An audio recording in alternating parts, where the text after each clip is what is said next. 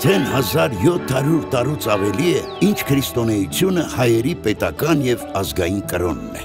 Բայց ինչ է քրիստոնեությունը։ Ինչու է այն այդքան կարևոր մեզ համար։ Խորը անցյալից սկսած հայի կյանքի չգրված օրենքներն են եղել արդար աշխատանքով ապրելը եւ հարգանքը մերձավորի նկատմամբ։ Սակայն ոչ բոլորն էին մտածում այսպես։ Ուրիշի հաշվին ապրելու եւ հարստանալու ցանկությունն արդարացնելու համար բազմաթիվ տիրակալներ եւ տիրություններ հայտարարում էին իրենց բոլորից վեր, ընտրյալ։ Նրանց համար ընդունելի էր ամեն բան՝ խաբեություն, պատերազմ, ցեղասպանություն։ Հայերը դարեր շարունակ ապրել են այդպիսի պետությունների հարևանությամբ, բայց միշտ ըմբոստացել են բռնության ու անմարդկայնության դեմ։ Ազատատենչ Հայաստանը ամեն գնով փորձում էին թուլացնել, տարածելով հայերի մեջ խորթ բարքեր ու կասկածելի գաղափարներ, օտարացին պաշտամունքներ։ Երրորդ դարի դրությամբ այդ ամենը բերեց բարոյական, մշակութային եւ քաղաքական ճգնաժամին։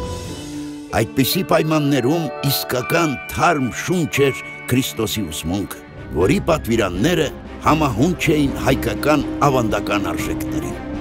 Հայոց արքա Տրդատը սկզբից խիստ բացասաբար էր վերաբերվում նոր հավատամքին։ Իր զորակից Գրիգոր Պարթևին նա նույնիսկ տանջեց ու բանտարկեց խորվիրապում քրիստոնյա լինելու համար։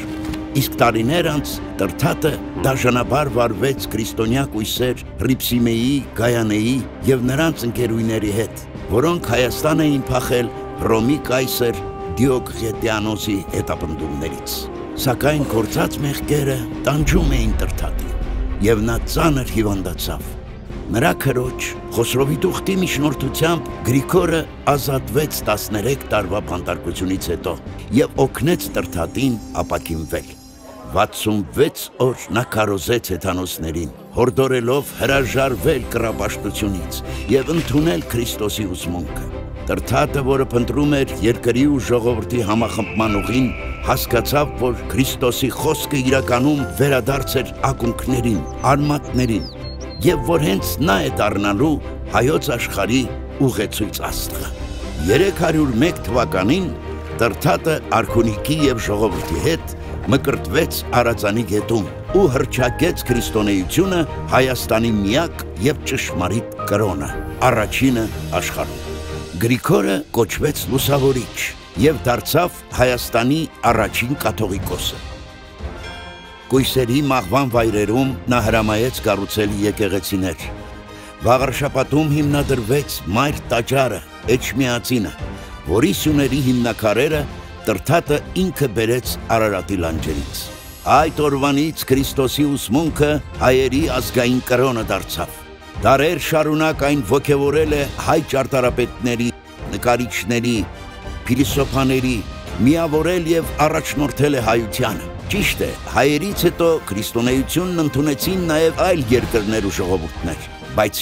շատերը այն սկսեցին շահագործել սեփական ընչաքաղցությունն ու մարդկության դեմ գործած հանցագործություններն արդարացնելու համար։ Իսկ հայ ժողովուրդը, չնայած իր բարդ ճակատագրին, վայրագություններ չգործեց այլոց նկատմամբ, չդարձավ ստրկատեր, չչարացավ եւ սերնդեսերունդ պահպանեց Քրիստոսի գլխավոր պատվիրանները, սերը մերձավորի նկատմամբ, ազնվությունն ու արդար աշխատանքի կարևորությունը, այն ամենը, ինչ հայ ժողովրդին ժառանգել էր դեռևս Հայկ Նահապետը։